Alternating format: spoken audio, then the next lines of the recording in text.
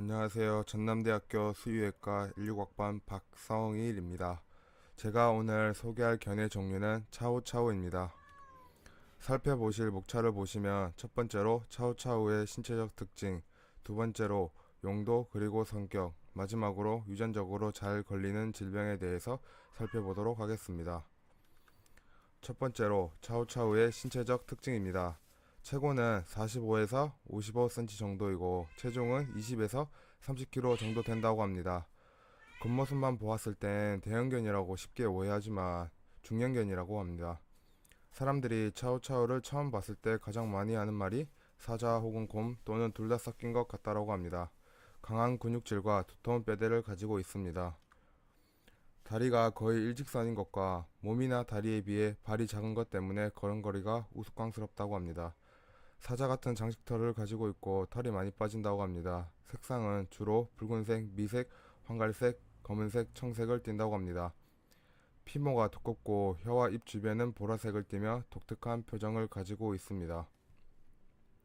추위에는 강하나 더위에 약하므로 여름에는 주변 온도에 신경을 써야 합니다.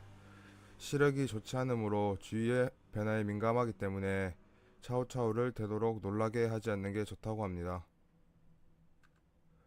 다음은 차우차우의 용도에 대해서 살펴보겠습니다. 과거의 차우차우 용도와 현재의 차우차우 용도가 차이가 있는 것을 보실 수 있습니다. 차우차우는 중국의 원산인데 중국어로 차우라는 단어는 썰매의 뜻을 가진다고 합니다. 그래서 원래 썰매를 끄는 개였다고 합니다.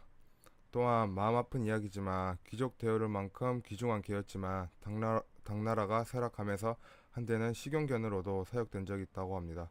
그와 동시에 사냥견으로도 활약했다고 합니다. 현재는 대부분 귀여운 외모 덕에 가장견과 애완견으로서 키워진다고 합니다. 세 번째로 차우차우의 성격에 대해서 알아보겠습니다. 좀 생김새와 다르게 주인에게 충실하지만 타인에게는 상당히 배타적이기 때문에 한 사람만 따르는 것으로 유명합니다. 이러한 성격 때문에 다른 사람에게 공격성을 나타낼 수 있기 때문에 훈련과 사회 과정이 필수라고 합니다. 또한 독립성이 강하고 예리함과 영리함을 갖추고 있습니다. 마지막으로 차우차우가 유전적으로 잘 걸리는 질병과 그에 의해 나타내는 증상과 치료 방법에 대해서 간단히 살펴보겠습니다. 지루성 피부염, 백선, 음식 알레르기, 탈모증, 신장염 이렇게 대표적인 5가지가 있습니다. 지루성 피부염의 원인으로는 박테리아 감염, 기생충 감염, 갑상선 기능 부정, 쿠싱병이 있고 증상으로는 손상된 피부가 각질처럼 일어나고 기름기가 많아 보이며 염증이 있는 경우도 있다고 합니다. 치료 방법은 주기적으로 기생충을 관리하고 식생활, 샴푸 변화, 털 관리 같은 사소한 변화로 치료가 될 수 있다고 합니다.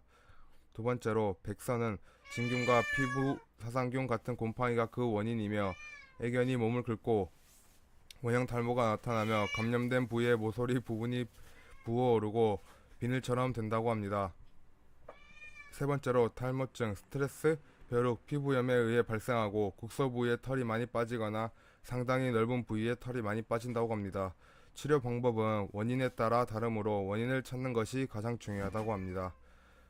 마지막으로 신장염은 여러 종류의 바이러스와 독소 및 질병 등으로 콩팥에 염증이 일어나는 것으로 호흡 시 암모니아 냄새가 나고 구토 및 설사를 하며 기력이 떨어진다고 합니다.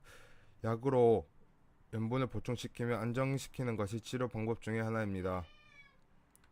이렇게 차우차우에 대해서 살펴보았습니다. 저의 부족한 강의를 들으시느라고 수고가 많으셨습니다. 감사합니다.